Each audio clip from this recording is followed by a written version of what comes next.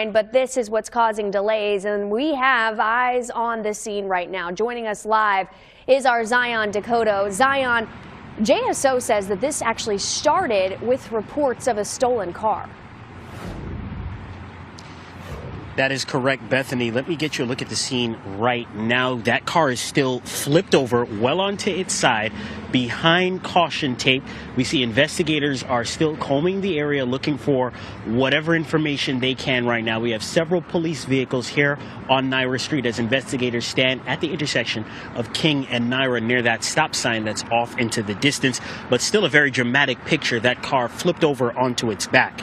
Here's what we know. Police were called for a possible car burglary on Hendricks Avenue. That's about 2 miles from the crash site. It turned out to be an auto theft. Witnesses reported a red Chevy Trailblazer was driving slowly and suspiciously in the area. An officer responded, saw the Blazer, attempted a traffic stop. The Blazer took off, but police say the officer did not chase the car for safety reasons. The Blazer was headed northbound. The Blazer crashed 2 miles away at 3:42 a.m. at the intersection of Naira and King in San Marco. That's where we are right now. Speed was a factor when that Blazer hit a light pole. JFRD responded. One person was pronounced dead at the scene. 3 were taken to a hospital where another was pronounced dead there. There were 2 survivors, one critical, one stable. One of the 2 survivors is under 18. The juvenile is stable. Another key detail, that red Blazer was reported stolen in January. Police are still investigating if the Blazer was involved in the initial auto theft call. We are being told that this scene is going to be shut down for at least the next hour. We were told that since 6:30 this morning, so the scene may be opening back up shortly. We do see traffic is flowing in the nearby area, but still, again, a very dramatic picture right behind me. That car still flipped over onto its side, still scattered all across the parking lot right now. For local coverage you can count on, I'm Zion Dakota, Action News Jax. I'll send it back on over to Bethany Reese in the studio. Zion, thank you. Now I'll tell you, that might open up in some areas, but with that car still flipped over on its side, they still have to get that flipped over on a tow bed. So that area right near that parking garage will be closed for longer than an hour, in my opinion. We'll see what happens, but I think it's definitely going to take longer than what they're expecting. They may open the surrounding areas, though, in the next hour. Everybody else this morning, you're doing okay. Duval County says that its traffic death count increased from 17 to 19 this morning. It's after what happened that started as a traffic stop and it ended with a deadly car crash in San Marco. Action News Jax Zion Dakota is here live with us this morning. He's been following it all day long. Zion, that scene is still active.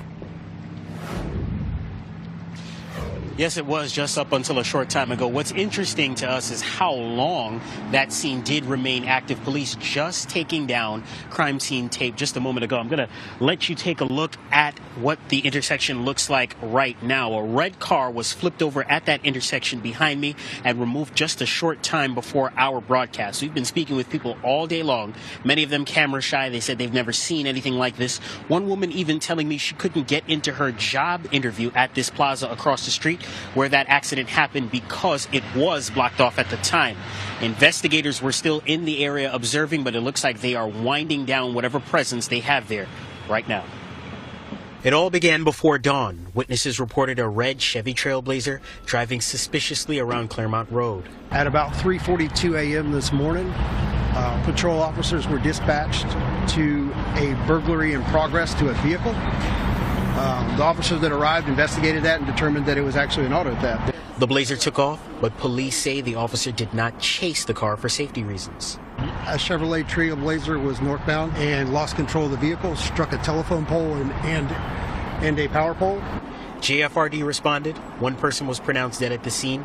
Everyone involved was a male. 3 were taken to a hospital where another was pronounced dead there. The vehicle was reported stolen in January. Marita English used to live nearby. Her morning breakfast run was interrupted by the commotion. I'm just praying for the victims or whatever happened. Now, a resounding theme for people in this area was that this is so unusual. They've never seen anything like this. Now, at this hour, we can tell you that there were 2 survivors, 1 critical, 1 stable. One of the two survivors is under the age of 18. The juvenile, we're told, is stable. That is a condition that we are told at this hour.